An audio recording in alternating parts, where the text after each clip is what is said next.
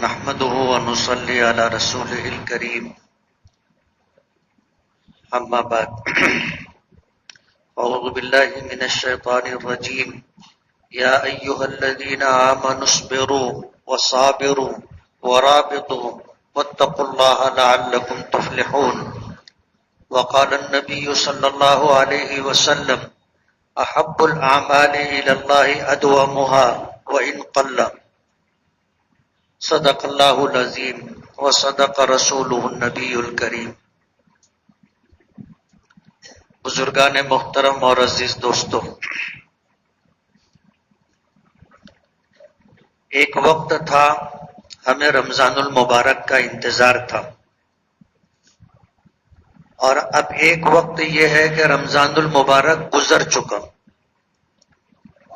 خوش نصیب ہے وہ لوگ جنہوں نے رمضان المبارک کا صحیح استعمال کیا اور اپنی مغفرت کے لیے، اللہ کی رحمت کے حصول کے لیے اور جہنم سے نجات اور آزادی کے لیے عملی طور پر جد و جہد کی، کوشش کی، روزے رکھے، تراویح کا اہتمام کیا۔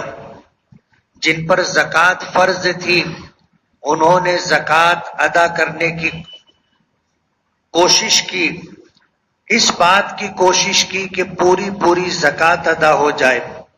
کتنے ایسے لوگ تھے جن پر زکوٰۃ فرض نہیں تھی، وہ زکوٰۃ لینا چاہتے تو زکوٰۃ لے سکتے تھے، لیکن ان کی غیرت نے گوارا نہیں کیا اور انہوں نے زکوٰۃ لینا قبول نہیں کیا۔ صدقہ فطر ان پر واجب نہیں تھا، لیکن یہ جاننے کی کوشش کی کہ ہم صدقہ فطر ادا کریں تو کوئی حرج تو نہیں ہے، اور انہوں نے صدقہ فطر واجب نہ ہوتے ہوئے بھی اپنی طرف سے، اپنے گھر والوں کی طرف سے، اپنے چھوٹے چھوٹے بچوں کی طرف سے صدقہ فطر کی ادائیگی کا اہتمام کیا۔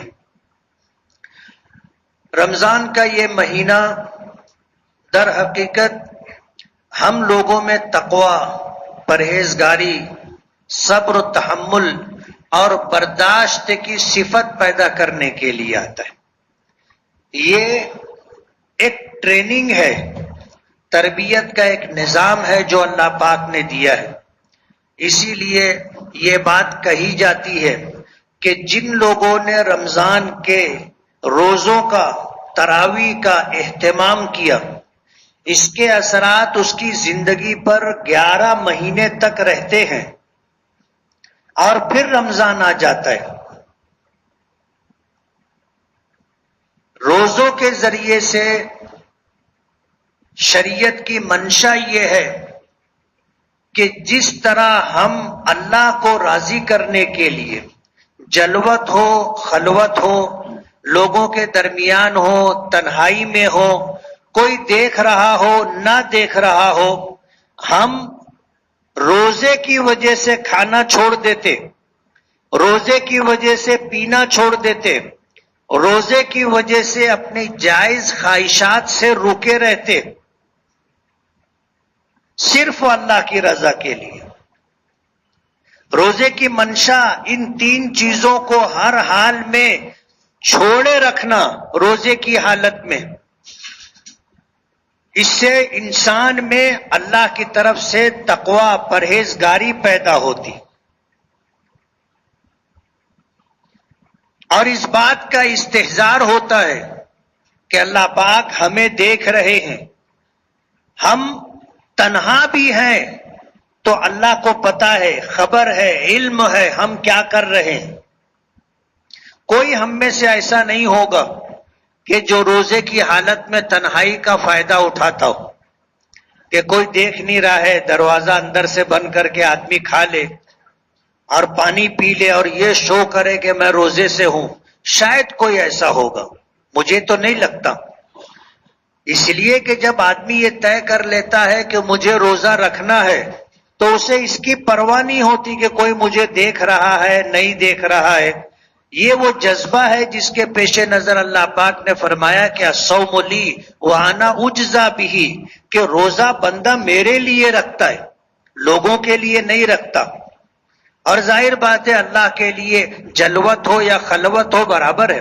ایسا نہیں ہے کہ آپ لوگوں کے درمیان کھلے مقام پر رہیں گے تو اللہ دیکھ رہے ہیں اور تنہائی میں چلے گئے تو اللہ نہیں دیکھ رہے ہیں. ایسا نہیں ہے. بندہ روزہ اللہ کے لیے رکھتا ہے، اور جب اللہ کے لیے رکھتا ہے تو پھر ہر حال میں روزے کی پاسداری کرتا ہے، روزے کی پاسداری کرتا ہے. اسی لیے اللہ پاک نے فرمایا کہ الصوم لی، بندہ روزہ میرے لیے رکھتا ہے. وانا اجزا بھی یا وانا اجزی بھی، روزے کا اجر میں خود دوں گا یا روزے کا بدلہ میں خود ہوں. دونوں میں بہت بڑا فرق ہے. لیکن بہرحال روزہ بندہ اللہ کے لیے رکھتا ہے تو بندے میں تقوی کی صفت پیدا ہوتی ہے، یعنی اللہ کی نافرمانیوں سے بچنے کا جذبہ پیدا ہوتا ہے. یہ تو وہ بات ہے جو قرآن کریم میں ہمیں بتائی. عملی طور پر روزہ رکھنے سے آدمی میں برداشت کی صفت پیدا ہوتی، تحمل پیدا ہوتا ہے کہ نفس کی چاہت کے خلاف اگر حالات سامنے ہو، کوئی بات پیش آ جائے، کوئی معاملہ درپیش ہو تو آدمی برداشت کر لیتا ہے. تحمل جس کو کہتے ہیں کہ آدمی جذبات سے مغلوب نہ ہوتے ہوئے اور نفس کی چاہت کو نظر انداز کر کے اپنے نفع اور نقصان کو سمجھ کر کے کوئی فیصلہ کرے کہ مجھے اس شخص کے اس بات کا جواب دینا چاہیے یا نہیں دینا چاہیے، مجھے اس وقت اپنا ریئیکشن دینا چاہیے نہیں دینا چاہیے. سوچ سمجھ کر کے آدمی فیصلہ کرتا ہے. اور جس شخص کے اندر یہ صفت پیدا ہو جائے کہ اپنا کوئی ریئیکشن دینے سے پہلے وہ غور کر لے، سوچے کہ مجھے کیا کرنا ہے، وہ کبھی شرمندہ نہیں ہوتا، کبھی نادم اور پشیمان نہیں ہوتا. ظاہر بات ہے ریئیکشن دینے کے لیے آپ کے پاس بہت وقت ہے، ضروری نہیں ہے کہ ابھی آپ دیں. رد عمل کا اظہار ابھی ہو ایسا ضروری نہیں ہے. اور روزے کے ذریعے سے یہ صفت آدمی میں پیدا ہوتی ہے. ہمارے بڑے تو زمانے سے کہتے ہیں کہ پہلے تولو پھر بولو، یعنی بولنے سے پہلے آپ سوچو کہ مجھے کیا بولنا ہے، کسی کی بات کا کیا جواب دینا ہے. اور کسی نے اگر میرے ساتھ کوئی حرکت کی ہے جو نہیں ہونی چاہیے تھی تو مجھے اپنا رد عمل کیا دینا چاہیے. آدمی اگر سوچ سمجھ کر کے اقدام کرے تو کبھی اسے ندامت نہیں ہوتی، کبھی شرمندگی نہیں اٹھانی پڑتی. روزے کے ذریعے سے یہ صفت آدمی میں پیدا ہوتی، مگر یہ اسی وقت ہے جب کہ روزہ اس کی تمام تر آداب کی رعایت کرتے ہوئے بندے نے رکھا ہو. رمضان کا مہینہ تھا، ہم نے قرآن کریم کی تلاوت کی. رمضان کا مہینہ تھا، ہم نے تہجد کا اہتمام کیا. رمضان کا مہینہ تھا، صبح و شام کی تسبیحات کی ہم نے پابندی کی. رمضان بھر یہ سلسلہ رہا. نبی کریم صلی اللہ علیہ وسلم کا ارشاد ہے، ایک صحابی نے پوچھا کہ اللہ کے رسول کون سا عمل اچھا ہے؟ اب ظاہر بات ہے اچھے اعمال کی تو ایک لمبی فہرست ہے، نماز ہے، روزہ ہے، زکوٰۃ ہے، حج ہے، سچ بولنا ہے، فضول کاموں سے اپنے آپ کو بچانا ہے، اللہ کا ذکر کرنا ہے، قرآن کریم کی تلاوت کرنا ہے، چغل خوری سے غیبت سے اپنے آپ کو بچانا ہے. اچھے اعمال تو بہت سارے ہیں. اب اگر اللہ کے رسول صلی اللہ علیہ وسلم سے پوچھا گیا خیر العمل ای العمل خیر، کون سا عمل بہتر ہے، حضور نے جواب دیا، اور وہ جواب آج کی ہماری اس گفتگو کا حاصل ہے، پوری گفتگو کا خلاصہ ہے. حضور نے فرمایا احب الاعمال الی اللہ ادومها وَإِن قَلَّ، اللہ کے نزدیک سب سے بہتر عمل وہ ہے جو ہمیشہ کیا جائے. سب سے بہتر عمل وہ ہے جو ہمیشہ کیا جائے. وَإِن قَلَّ چاہے وہ تھوڑا ہی کیوں نہ ہو.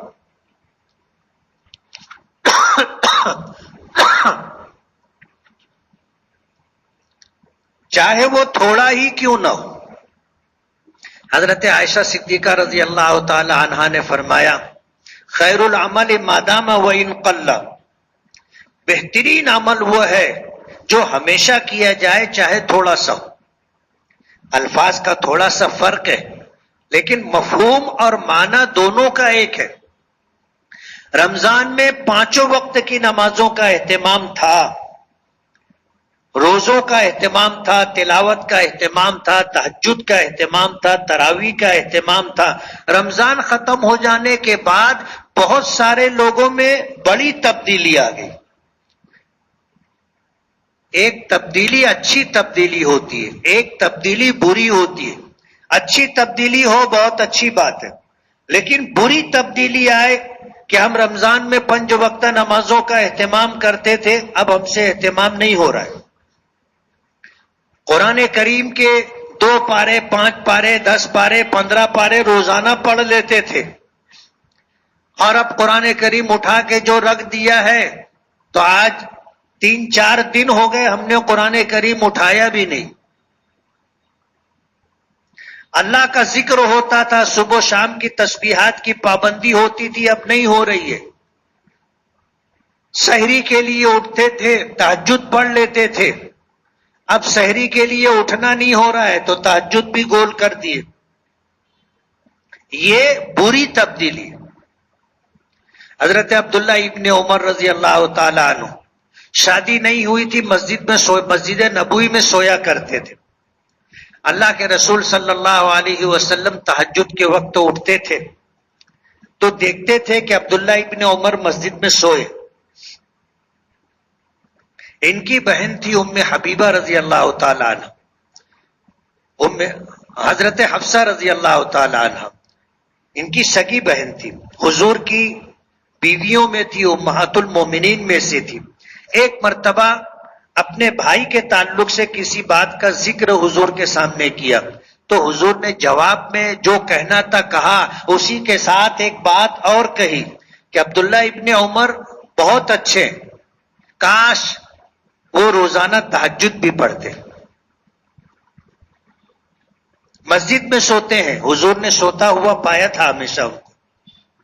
ان کی بہن سے اس بات کا تذکرہ کیا تو انہوں نے عبداللہ ابن عمر اپنے بھائی سے یہ بات کہی کہ حضور آپ کے متعلق کہہ رہے تھے کہ عبداللہ ابن عمر بچے تھے، یہ جوان تھے، آپ اندازہ کر سکتے ہیں شادی نہیں ہوئی تھی. کہنے لگے کہ عبداللہ ابن عمر اچھے آدمی ہے، کاش وہ تہجد بھی پڑھ دے. دل پر بات لگی. عبداللہ ابن عمر نے اس کے بعد زندگی بھر کبھی تہجد نہیں چھوڑی، ہمیشہ تہجد کا اہتمام کیا. اور اللہ کے رسول صلی اللہ علیہ وسلم کی باتوں کو اس طرح مضبوطی کے ساتھ پکڑا کرتے تھے کہ ان کے بیٹوں میں سے ایک بیٹے کے متعلق یہ بات آتی ہے کہ نبی کریم صلی اللہ علیہ وسلم کی کوئی حدیث عبداللہ ابن عمر نے اپنے بیٹے کو بتائی، سمجھائی، لیکن بعد میں پھر دیکھا کہ بیٹا اس بات کے خلاف کوئی کام کر رہا ہے. اتنا ناراض ہوئے کہ پھر زندگی بھر اپنے اس بیٹے سے بات نہیں کی کہ میں نے اللہ کے رسول صلی اللہ علیہ وسلم کی حدیث سنائی، بتائی، اور اس کے خلاف عمل ہو رہا ہے. زندگی بھر بیٹے سے بات نہیں کی. اتباع سنت میں کچھ صحابہ کرام بہت نمایاں مقام رکھتے ہیں، ان میں سے ایک عبداللہ ابن عمر رضی اللہ تعالی عنہ بھی. 5 عبداللہ تھے، 5 جو حضور کے بہت قریب تھے. عبداللہ ابن مسعود ہیں، عبداللہ ابن عباس ہیں، عبداللہ ابن عمر ہیں، عبداللہ ابن عمرو ہیں، اور ایک عبداللہ. یہ 5 حضور کے بہت قریب تھے، اور بہت ساری حدیثیں اور بہت ساری وہ سنتیں جو نبی کریم صلی اللہ علیہ وسلم نے معمول بنایا تھا، یہ اس پر سختی سے عمل کیا کرتے تھے. حضرت عبداللہ ابن عمر کے متعلق تو بہت عجیب بات ملتی ہے. سعودی حکمرانوں نے مکہ مکرمہ سے مدینہ منورہ جانے کا جو راستہ بنایا ہے جس کو شارع الہجرہ کہتے، حضور کے زمانے میں یہ روڈ نہیں تھا، یہ راستہ نہیں تھا،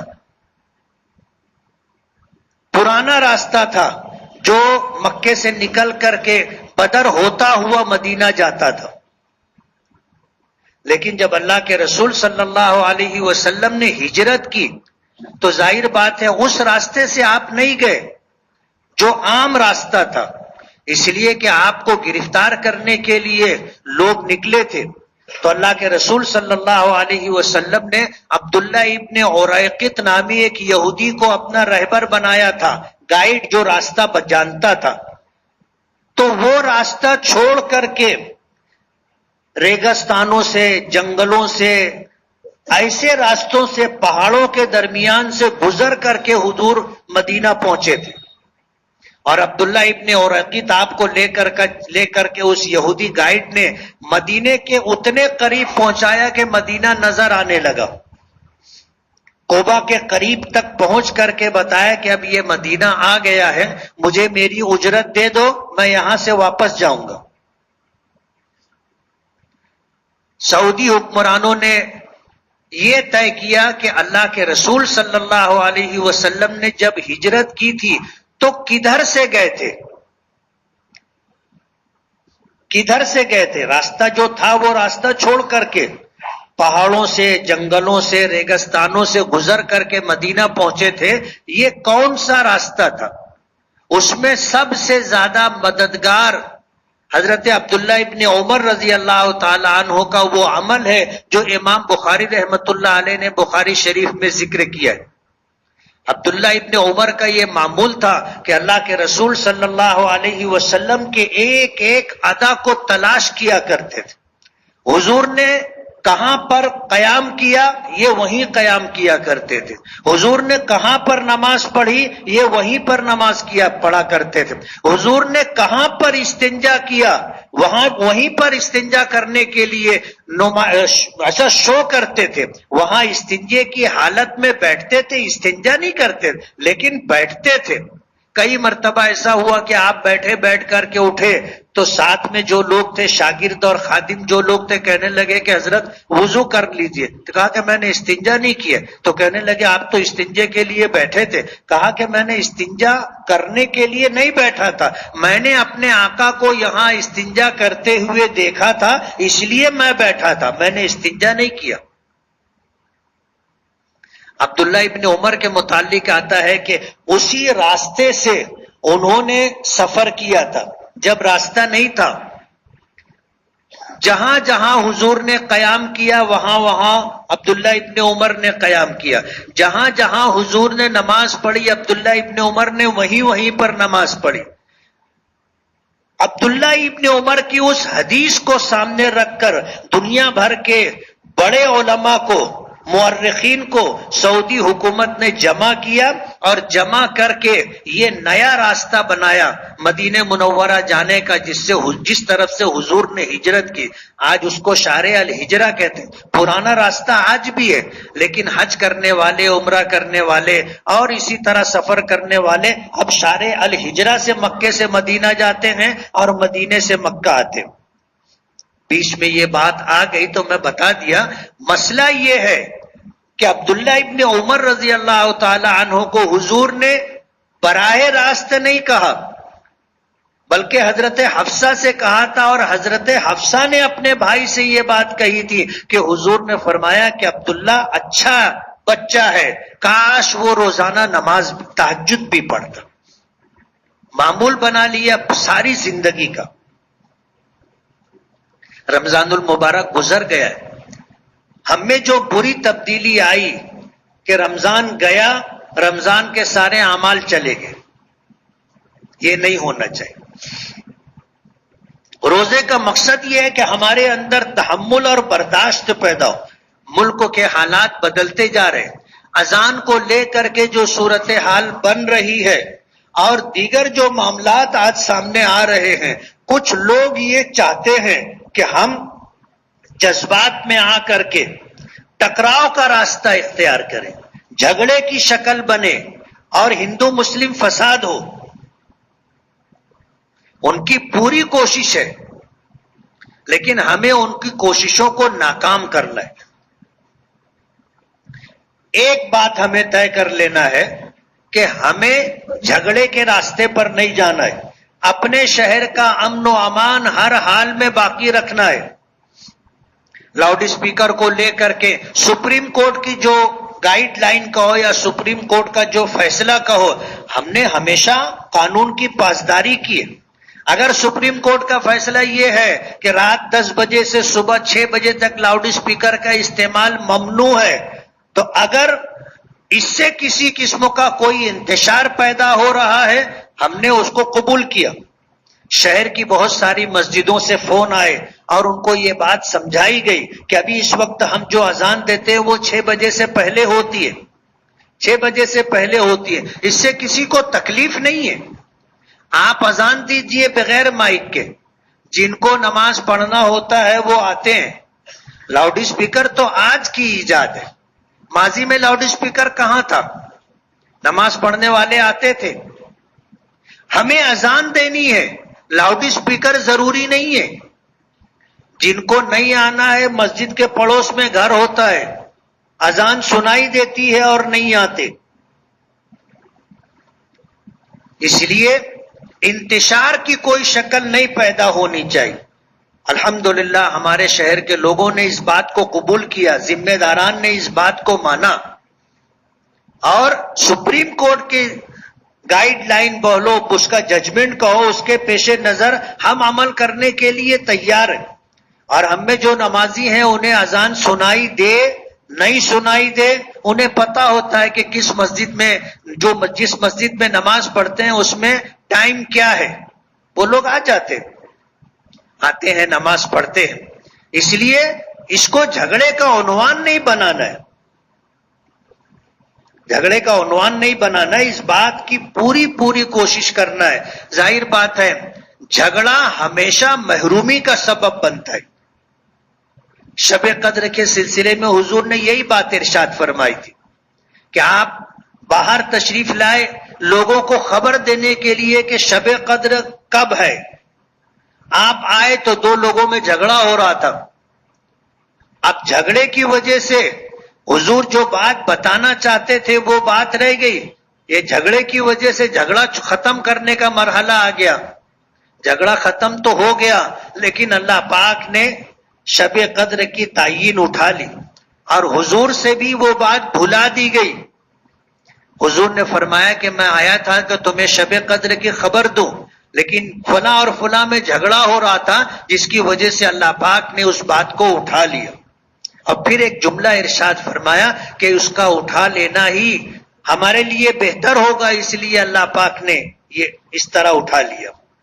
جھگڑا ہمیشہ محرومی کا سبب ہوتا ہے۔ ایک فساد، ایک دنگا کتنے لوگوں کو ان کی زندگی بھر کی کمائی سے محروم کر دیتا ہے۔ دکان جلا دی جاتی ہے، لوٹ لی جاتی ہے، گوڈاؤن میں آگ لگا دی جاتی ہے، اور پھر نہ جانے کتنے لوگ جیلوں کی سلاخوں کے پیچھے چلے جاتے ہیں۔ آپ دیکھو ہندوستان کے اندر مختلف قوموں نے حکومتیں کی، مسلمانوں نے بھی 800 سال تک حکومت کی، 700 سال تک حکومت کی، لیکن کبھی کسی دوسرے مذہب کے ماننے والوں کو مجبور نہیں کیا کہ تم مذہب اسلام قبول کرو، اور کبھی انہیں روکا نہیں کہ تم مندروں میں مت جاؤ، بت پرستی مت کرو۔ ہمارا قرآن کہتا ہے لا اکراہ فی الدین، دین کے بارے میں کوئی زور زبردستی نہیں ہے۔ لکم دینکم ولی دین، تمہارے لیے تمہارا دین، میرے لیے میرا دین۔ دوسری قوموں نے بھی حکومتیں کی، راجے مہاراجے گزرے ہیں، لیکن انہوں نے مسلمانوں کو بھی مجبور نہیں کیا کہ تم اسلام چھوڑ دو اور ہندو دھرم قبول کر لو۔ انگریز آئے، انگریزوں نے ہندوستان آنے کے بعد ڈیوائڈ اینڈ رول کی پالیسی اختیار کی کہ لڑاؤ اور حکومت کرو۔ جب ہندوستان کے رہنے والوں نے اس بات کو سمجھ لیا کہ یہ لڑاؤ اور حکومت کی پالیسی ہے تو متحد ہو گئے۔ اور پھر ہندوستان کی تمام قوموں نے مل کر کے انگریزوں کے خلاف جنگ شروع کی اور ملکوں کو آزادی ملی، دیش کو آزادی ملی۔ آج بھی کچھ لوگ ہیں جو چاہتے ہیں کہ لڑاؤ اور حکومت کرو۔ ہمیں اس کے ریئیکشن اور رد عمل میں متحد ہونا ہوگا، اور اللہ کا بہت بڑا احسان ہے کہ ہمارے ہندو بھائیوں میں بھی ایک بہت بڑا طبقہ اس بات کو سمجھ رہا ہے، محسوس کر رہا ہے کہ یہ لڑاؤ اور حکومت کرنے کی پالیسی ہے، بانٹو اور حکومت کرنے کی پالیسی ہے، ہمیں اس میں نہیں پڑنا ہے۔ یوٹیوب پر آپ دیکھو کتنے لوگوں کے، ہندو بھائیوں کے بیانات آ رہے، آج وہ بھی اس بات کو محسوس کر رہے، تو ہمیں بھی متحد ہونا ہے۔ اگر سامنے والے چاہتے ہیں تو ہمیں تو اس سے زیادہ اس بات کو محسوس کرنا چاہیے۔ کوئی ٹکراؤ کی سیاست نہیں ہونی چاہیے، کوئی معاملہ نہیں ہونا چاہیے۔ اذان کو لے کر کے، لاؤڈ اسپیکر کو لے کر کے ہمارے شہر میں کوئی واد، کوئی جھگڑا کھڑا نہیں ہونا چاہیے۔ ایک وقت تھا کہ اذان نہیں تھی لیکن نماز با جماعت ہوتی تھی، لیکن لوگوں کو دقت ہوتی تھی تو حضور نے مشورہ کیا صحابہ کرام سے کہ کیا کرنا چاہیے کہ جماعت کے لیے سب لوگ وقت پر آ جائیں۔ تو مشورے میں الگ الگ بات آئی، میں نے پیچھے ذکر کیا تھا۔ کسی نے کہا کہ گھنٹا بجایا جائے، کسی نے کہا کہ آگ لگائی جائے تاکہ دھواں دیکھ کر لوگ آئیں، کسی نے کہا کہ ناقوس بجایا جائے، کسی نے کہا کہ طبلہ بجایا جائے۔ طرح طرح کی بات ہونے لگی، حضور نے سب کو رد کر دیا کہ گھنٹا بجانا بت پرستوں کا طریقہ ہے، ناقوس بجانا یہودیوں کا طریقہ ہے، آگ مجوسیوں آتش پرستوں کا طریقہ ہے۔ حضور نے انکار کیا اور حضرت بلال سے کہا کہ تم لوگوں میں گھوم کر اعلان کرو، تو وہ گلیوں میں گھوما کرتے تھے اور کہتے تھے کہ الصلاۃ جامعہ، جماعت کا وقت ہو گیا ہے، آؤ۔ پھر عبداللہ ابن زید ابن عبد ربی نے خواب دیکھا، پھر حضرت عمر نے بھی وہی خواب دیکھا، اور وہ یہ کہ حضرت جبرائیل کو دیکھا، وہ انسانی شکل میں تھے، ناقوس لے کر کے جا رہے تھے۔ تو انہوں نے پوچھا کہ بھائی یہ بیچو گے؟ تو خواب میں انہوں نے کہا کہ کیوں، کیا کرو گے خرید کے؟ کہنے لگے ہم نماز کے لیے لوگوں کو اکٹھا کریں گے۔ تو انہوں نے کہا کہ میں تم کو اس سے اچھا طریقہ بتاؤں؟ کہا بتاؤ۔ تو انہوں نے ناقوس رکھ دیا، ایک بلند چھوٹی دیوار کے اوپر چڑھے، کان میں انگلیاں دی اور اذان دی، اللہ اکبر اللہ اکبر اللہ اکبر اللہ، پوری اذان دی۔ آنکھ کھلی، فجر کی نماز میں حضور کے پاس پہنچے اور اپنا خواب ذکر کیا کہ میں نے یہ خواب دیکھا ہے۔ عبداللہ حضرت عمر بھی آ گئے کہ اللہ کے رسول میں نے بھی یہی خواب دیکھا ہے۔ حضور نے اس خواب کی تائید کی اور حضرت بلال کو بلایا اور عبداللہ ابن زید سے کہا کہ تم اذان کے کلمات ان کو بتاؤ۔